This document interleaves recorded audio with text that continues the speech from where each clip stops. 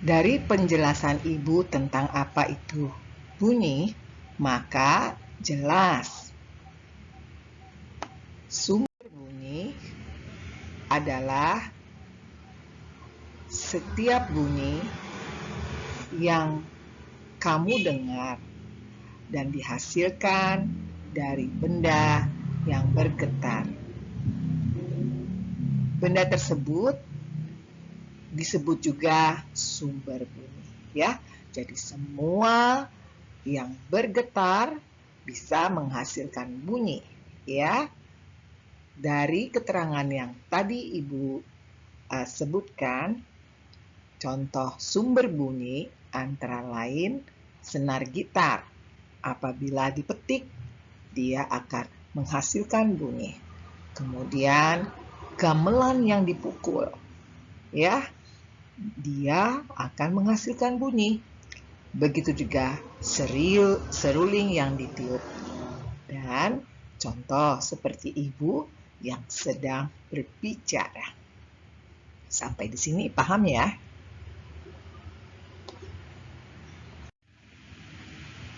Setelah mengetahui sumber bunyi, maka kita akan belajar mengenai apa saja sih jenis bunyi itu, ya.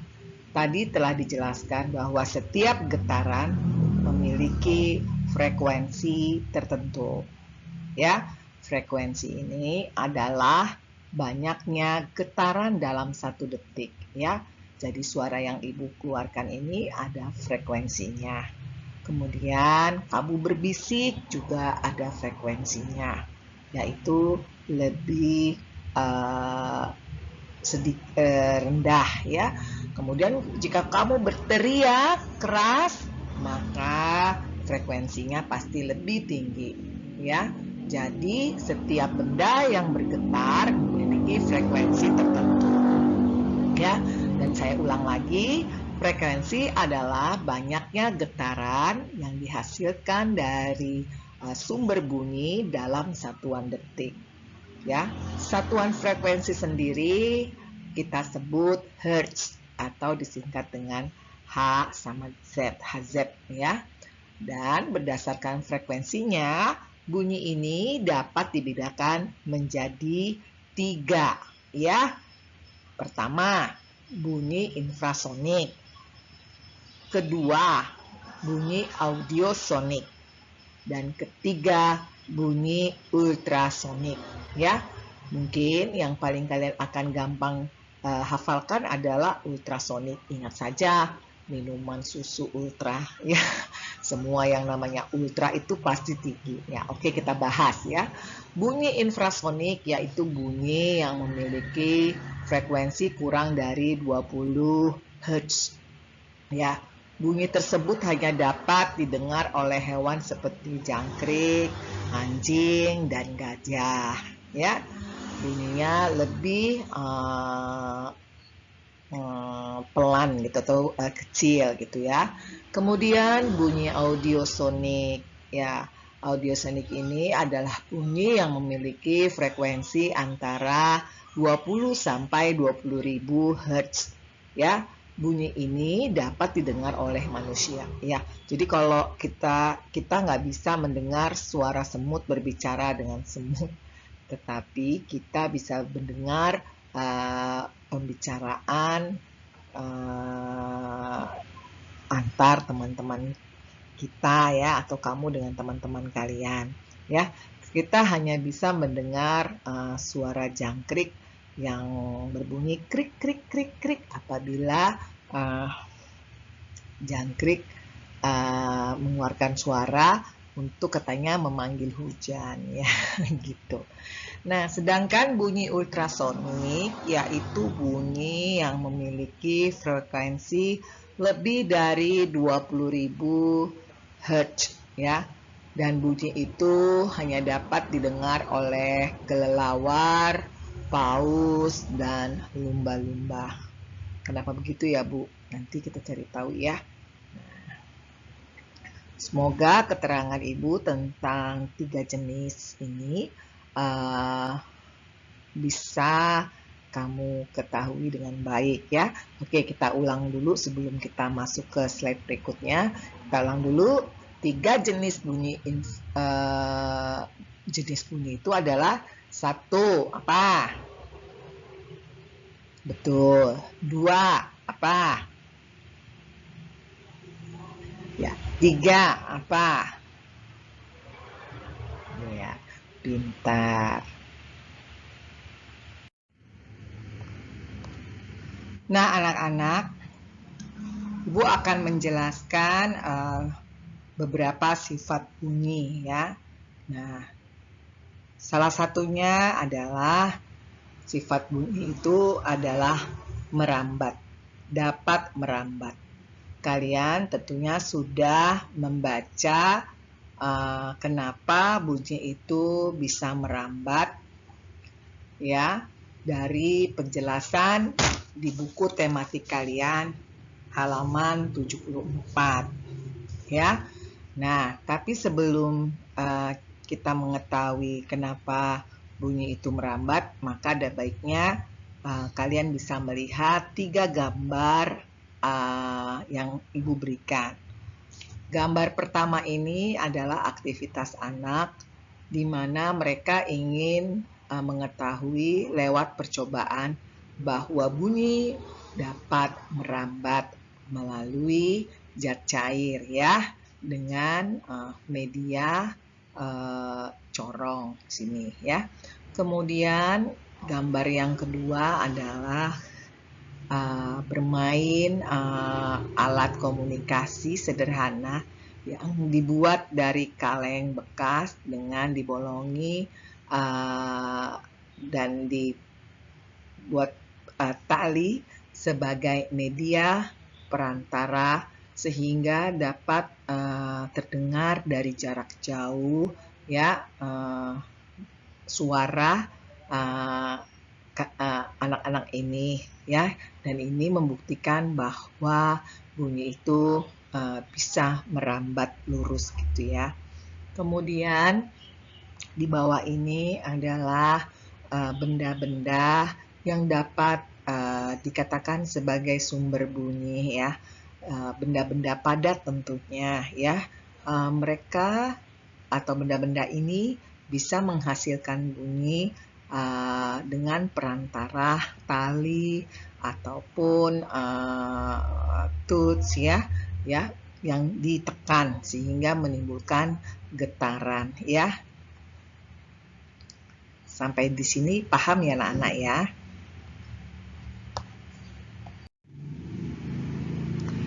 Nah, gambar yang berikutnya adalah gambar yang sekarang ini lagi kita rasakan cuacanya ya. Menyambut Imlek biasanya sering sekali turun hujan, bahkan deras. Menurut kepercayaan orang-orang yang merayakan Imlek, bahwa semakin banyaknya hujan, maka semakin banyak berkat ya. Terus tidak saja orang-orang yang merayakan Imlek saja, kita juga yang beragama Kristen punya lagu, apa ya lagunya? Hujan berkat kan tercurah, itulah janji penuh ya. Siapa yang pernah dengar lagu itu? Iya, pasti semuanya tahulah ya. Katanya hujan berkat. Hujan berkat-Mu, itu yang kami perlu. Sudah menetes berkat-Mu, biar tercurah penuh. Ya, gitu ya. Jadi hujannya membawa berkat. Nah, begitu juga kepercayaan orang Imlek. Jadi bagi yang merayakan Imlek, Ibu ucapkan dulu ya. Kung si Facai, semoga sukses ya gitu. Nah, anak-anak di sini pun di tengah alam yang cuaca hujan dan bahkan ada petir yang berbunyi ya, ini membuktikan bahwa bunyi itu bisa juga merambat di udara, ya di udara. Kalau tadi yang pertama gambar anak-anak sedang mendengarkan suara getaran dari air, ya. Kemudian ada juga yang mendengarkan suara dari getaran tali yang ada pada telepon sederhana, ya. Kemudian dari bunyi musik. Nah, ini juga membuktikan bahwa udara bisa dipakai untuk menghasilkan getaran, ya, getaran.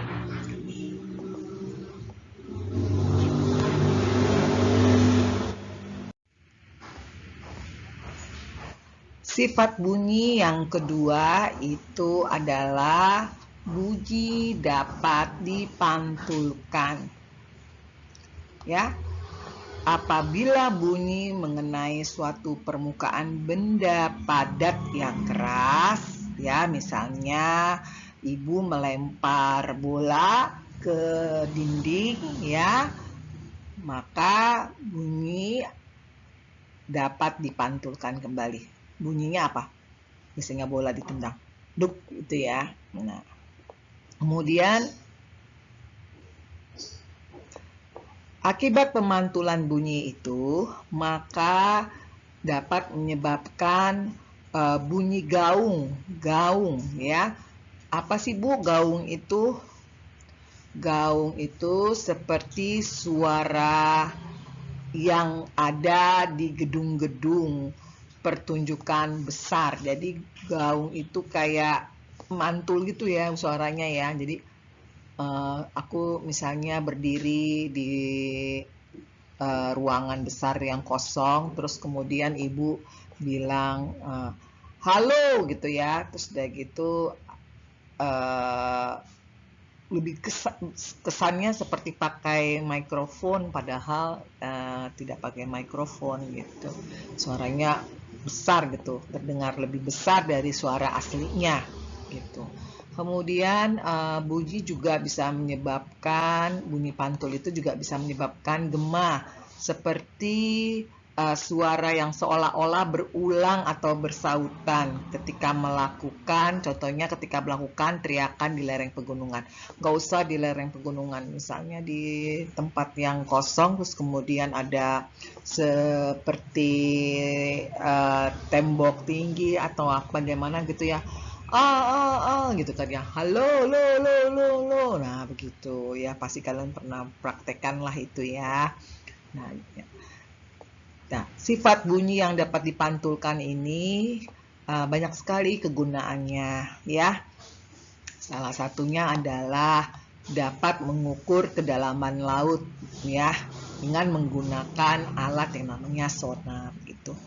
Kemudian dapat mengukur kedalaman gua. Jadi semakin bunyi gaung atau bunyi gemanya panjang gitu ya, atau besar, keras, maka itu bisa menunjukkan bahwa itu dalam gitu ya, guanya dalam, guanya masih jauh gitu ya, gitu. Kemudian juga dapat mendeteksi janin dalam kandungan ya dengan USG atau ultrasonograf ya namanya ya, ultrasonograf. Jadi kalau kalian pernah misalnya dibawa mama atau mami kalian pergi ke dokter kandungan, ada mami lagi hamil, biasanya itu dokter menggunakan alat yang namanya USG ini, terus kemudian diolesi oleh jelly gitu ya di atas perut mami gitu, kemudian diputer-puter, nanti kedengeran burak gitu gerakan pada si janin.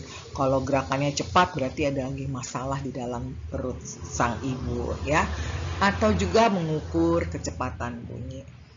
Ya, tapi kita tidak membahas secara detail, tetapi setidaknya kalian tahu bahwa sifat bunyi yang kedua adalah dapat dipantulkan, ya. dipantulkan apabila loh ya, apabila permukaan mengenai permukaan benda padat yang keras ya. Jadi kayak gaung ini hanya bisa terjadi pada benda padat yang keras seperti gunung gitu ya, tebing gitu ya. Nah, sampai sini paham ya anak-anak ya? Iya. Ya, anak-anak. Ya, ini gambar bunyi yang dipantulkan, yaitu gaung ya, bunyi gaung. Ya, bunyi gaung. Kemudian ini ya, ini adalah alat yang namanya sonor ya. Dengan sonor ini maka akan terdengar bunyi yang dipantulkan sehingga bisa mengetahui kedalaman laut nih, kedalaman laut ini ya. Kira-kira berapa kedalamannya dari permukaan. Kemudian ini yang namanya alat yang disebut USG ya, yaitu ultrasonografi ya. Tadi bunyi ultra itu berapa ukurannya? Lupa, apa masih ingat? Yaitu berkisar 20.000 ya. Nah, itu. Ya, jadi bunyi USG ini bisa mengetahui